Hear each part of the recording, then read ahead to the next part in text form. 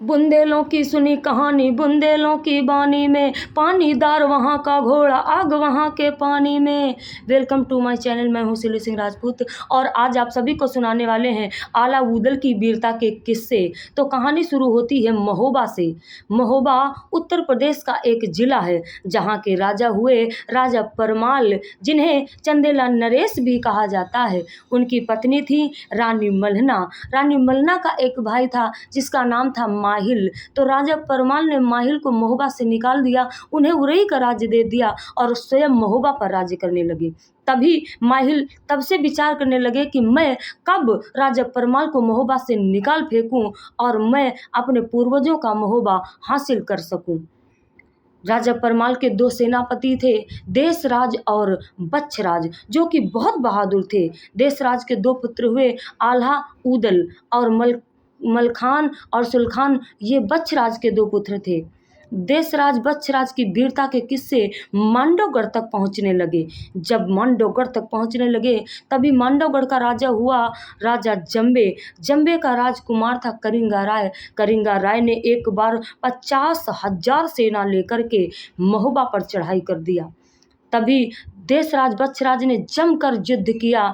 देशराज बच्छराज की वीरता के सामने करिंगा की फौज के पैर उखड़ गए। करिंगा को पराजय का मुख देखना पड़ा। करिंगा महोबा से मांडवगढ़ वापस लौट गया। फिर विचार किया कि मैं महोबा को लूट कर रहूंगा। उसने एक बार आधी रात में महोबा पर चढ़ाई कर दिया। तभी ऊदल अपनी माँ की गर्भ में थे।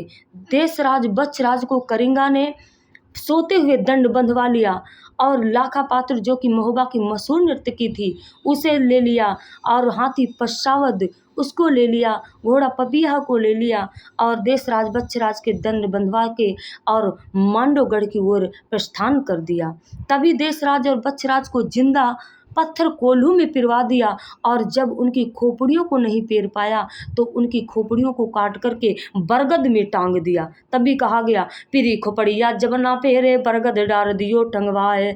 तो उनको बरगद की पेड़ में टंगवा दिया ताकि ये संदेश जा सके कि अगर कोई मांडवगढ़ पर चढ़ाई करेगा तो उसे ये नतीजा देखना पड़ेगा, उसका यही अंजाम होगा। तभी क्या होता है, कुछ दिन बाद महोबा में यानी दशहरपुरवा में, जो कि देशराज बच्छराज दशहरपुरवा में रहते थे और महोबा में राजा परमाल रहते थे। देशराज की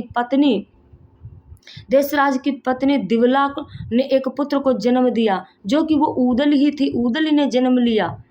ऊदल ने जब जन्म लिया तो कई ऐसे गुण दिखाई पड़े। रानी दिवला ने विचार किया कि जब से ये पुत्र मेरे गर्भ में आया है, मैं विधवा हो गई, मेरे पति मारे गए, तो ये पुत्र शुभ कैसे हो सकता है। उन्होंने एक दासी को बुलाया और कहा कि इस पुत्र को ले जाकर के सागर में फेंकाओ। बांदी ने सूप उठाया और जाके सागर में सिरवा दिया। विचार किया कि मैं रानी दिवला की नौकरी नहीं करूंगी, मैं रानी मल्हना के यहाँ जाकर रहूंगी। उसने रानी दिवला की नौकरी छोड़ करके रानी मल्हना के यहाँ आ गई। रानी मल्हना ने बांदी को रोते हुए देखा और कहा कि क्या हुआ, कौन सा दुख आ गया तुम पे, तुम क्यों रो रही हो, क्या कारण है। हाथ जोड़ करके बांदी ने कहा कि हे महारानी, रानी दिवला ने एक पुत्र को जन्म दिया, उन्होंने उस पुत्र को सागर में फेंकवा दिया। इतनी बात सुनी तो जैसे ही रानी मल्हना ने सुना और कुर्रा उठा लिया और कहा कि बांदी, अगर उस पुत्र को कुछ हो गया तो मैं तुम्हें जिंदा जमीन में गाड़ दूंगी, इसलिए वापस जाओ, उस पुत्र को ले करके आओ।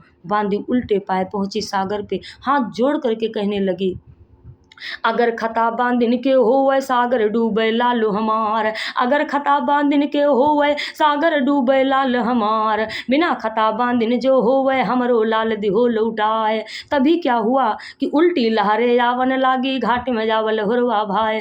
तभी उल्टी लहरें आने लगी, उन्हीं लहरों में वो बालक का सूप आ गया और बांदी ने सूप को उठाया और प्रस्थान कर दिया। रानी मल्हना के महल में आ गई, रानी मल्हना को दे दिया उस पुत्र को। रानी मल्हना ने ने जैसे उस पुत्र को लिया बड़ी प्रसन्न हो गई और विचार किया कि ये कितना सुंदर बालक है, माथा चमक रहा है, मोटी कलाई है और चौड़ा सीना है। बांदी से कहा कि बांदी अभी दरबार में चली जाओ और मेरे बालम को महल में बुला करके लेके आओ। बांदी दरबार में गई, राजा परमाल से कहा कि हे महाराज, रानी मलना ने आपको महल में बुलाया है। तभी दरबार से राजा परमाल चल देते हैं और महल में आ जाते हैं। रानी मलना ने आदर किया, सत्कार किया और बैठाया और उस बालक को लेकर के खड़ी हो गई और कहा कि देखो स्वामी कितना सुंदर बालक है। तभी राजा परमाल क्रोधित हो गए और कहा कि रानी मलना, ये किसका पुत्र है और तुम कहाँ से चुरा के लेके आई हो। तभी क्या हुआ, रानी मलना ने कहा कि स्वामी ये बालक रानी दिवला का है। उन्होंने इस पुत्र को जन्म तो दिया लेकिन इस पुत्र को सागर में फेंकवा दिया। मैंने बांदी के द्वारा इस पुत्र को मंगवा लिया है।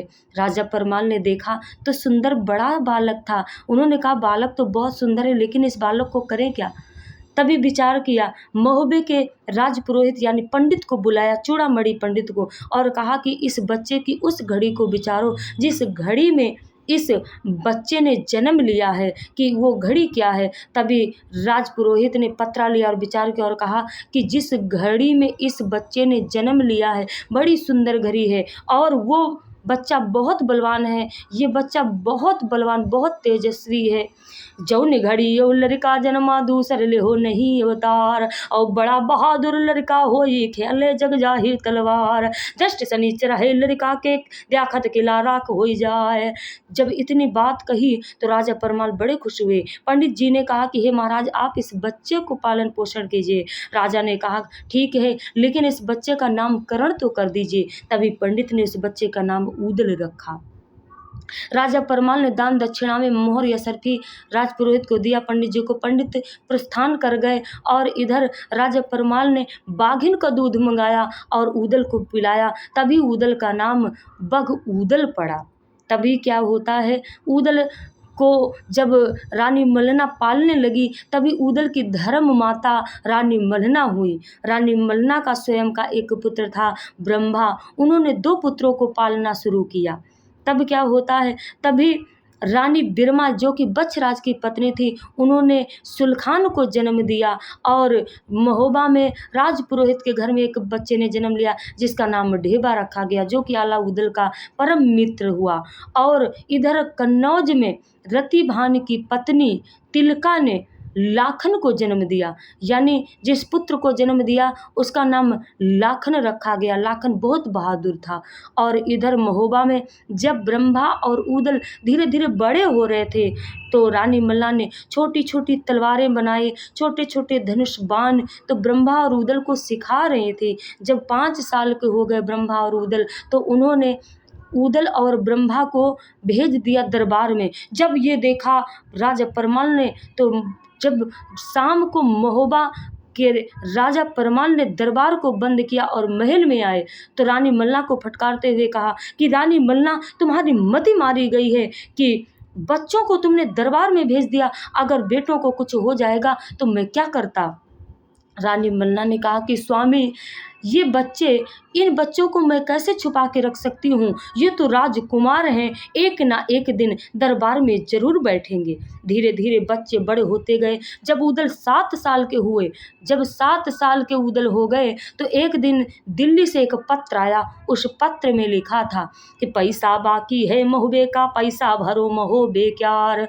तब क्या हुआ, राजा परमाल ने उस पत्र को वाचा और तैयारी करने लगे दिल्ली जाने के लिए। जब अपना हाथी तैयार करने लगे, ऊदल ने देखा तो रानी मल्ला से कहा कि मैया, आज दादा कहाँ जा रहे हैं। तभी रानी मल्ला ने कहा कि बेटा, आज दादा दिल्ली जा रहे हैं। जब दिल्ली का नाम सुना तो ऊदल ने कहा कि मैया, मैं भी जाऊंगा दिल्ली, मुझे भी दिल्ली देखना है। रानी मल्ला ने मना किया, बहुत समझाया, लेकिन ऊदल कहाँ मानने को। तभी रानी मल्ला ने राजा परमाल को बुलाया और कहा कि ऊदल दिल्ली जाने के लिए कह रहे हैं। राजा परमाल ने साफ इनकार कर दिया कि मैं ऊदल को दिल्ली नहीं ले जाऊंगा। लेकिन रानी मल्ला ने कहा कि बच्चे हैं, इन्हें दिल्ली दिखा दीजिए। तब राजा परमाल मान गए। रानी मल्ला ने ऊदल को तैयार कर दिया और घोड़ा बेंदुल के ऊपर ऊदल को बैठाया। राजा परमाल हाथी पर बैठे और प्रस्थान किया दिल्ली की ओर। आगे राजा का हाथी, पीछे ऊदल का घोड़ा। और हाथी तो धीरे धीरे चल रहा था। ऊदल ने विचार किया कि राजा पता नहीं कब दिल्ली पहुंचेंगे और मैं पता नहीं कब दिल्ली देखूंगा। तो जो ऊदल का घोड़ा था वो उड़ने वाला था। उन्होंने अपने घोड़े से कहा कि हे बिंदुल, मुझे राजा से पहले दिल्ली देखना है, मुझे दिल्ली दिखा दो। तो क्या हुआ, ऊदल ने अपने घोड़े को उड़ाया और पहुंच गए पल भर में दिल्ली। ऊदल दिल्ली देख रहे हैं। इधर जब राजा परमाल ने पीछे मुड़ करके देखा तो कहीं ऊदल नजर नहीं आए, घोड़े भी नजर नहीं आए, ना ऊदल नजर आए। तो अपने हाथी की रफ्तार बढ़ाई और दिल्ली पहुंचे। राजा परमाल के दरबार में जब राजा परमाल पहुंचे, ऊपर से ऊदल ने देखा कि जब राजा परमाल आ गए तो ऊपर से ही घोड़ा कुदा दिया और राजा पृथ्वीराज चौहान के दरबार में आ गिरे और घोड़ा नचा रहे थे। राजा पृथ्वीराज चौहान क्रोध में आ गए और कहा कि ये किसका बालक है, यहाँ पर लोग आने को तरसते हैं और ये बालक यहाँ पर घोड़ा नचा रहा है। तभी राजा परमाल ने ऊदल का हाथ पकड़ा और अपने पास बिठा लिया और कहा कि ये बालक मेरे साथ में है। राजा पृथ्वीराज चौहान ने कहा कि ठीक है, लाइए महोबे का खाता। चौड़ा मुंशी महोबे का खाता लाया। राजा परमाल ने महोबे का पैसा भरा। तभी चौड़ा मुंशी ने पृथ्वीराज चौहान से कहा कि पैसा तो अभी कम है। जब ये बात पृथ्वीराज चौहान ने सुनी तो कहा कि राजा परमाल को कैद कर लिया जाए। जब इतनी बात सुनी तो ऊदल की आंखें लाल हो गई, क्रोध हो गए, क्रोध में छा गए। तब क्या हुआ, उन्होंने एक सांग पड़ी थी, 1.25 मणे की सांग पड़ी थी दरबार में, उन्होंने फटाक से उस सांग को उठाया और जमीन पे धर धमका। तब क्या हुआ, 7 तवा दरबार में पड़े थे, वो सांग 7 तवों को पार कर गई और जमीन में धंस गई। सिर्फ मुट्ठा पकड़ने के लिए बचा। और ऊदल ने क्या किया कि राजा पृथ्वीराज चौहान के भरे दरबार में चुनौती दे दिया, यानी चैलेंज कर दिया और कहा कि दरबार में सुनो शूरवीरों। स्वयं पृथ्वीराज चौहान से भी कहा।